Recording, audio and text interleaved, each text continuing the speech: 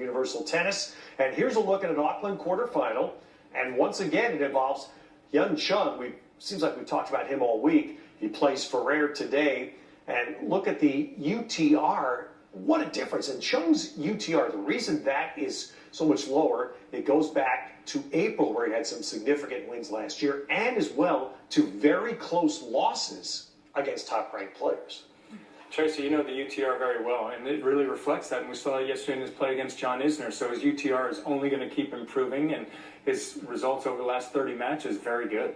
Yeah, and I've said this before, but in the pros it's not quite as important because these players play against each other all the time. I think for college it's more important because the college players across the country don't get the opportunity because they're still in school to play each other all the time. And so that's where it's more helpful to see where everybody kind of settles, and in the juniors as well across the nation. Yeah, it's really a fun tool for us to look at because you say, and Chung, by the way, I'm told his next gen win in November doesn't count, doesn't apply to the UTR. That's what I was curious about. Right, so this is, yeah, not to the ATP ranking. It does help his UTR. That's why his ATP rank, which has even gone up 40 slots in the last 12 months, does not match his UTR. So anyway, it's an interesting tool. It's fun for us to look at, and when you see a disparity like that. Now here's one that makes a little more sense in that Bautista Agut.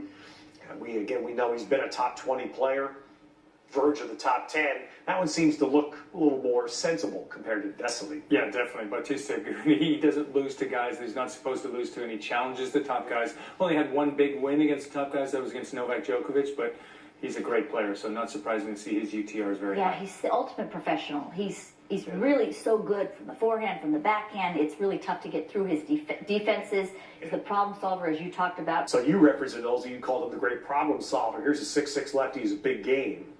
Does that bother RDA? No, he's beaten him every time. Bautista Agut's won every time, and that's because he has too many answers for what Vesely brings to the court. Tracy mentioned he's got a great lefty serve, but he hits the ball relatively flat. He can't stretch the court that good. We saw what Bautista Agut can do against Stevie Johnson yesterday. He can move that ball around the court, and he will wear Vesely down. So this is a tough matchup for Vesely.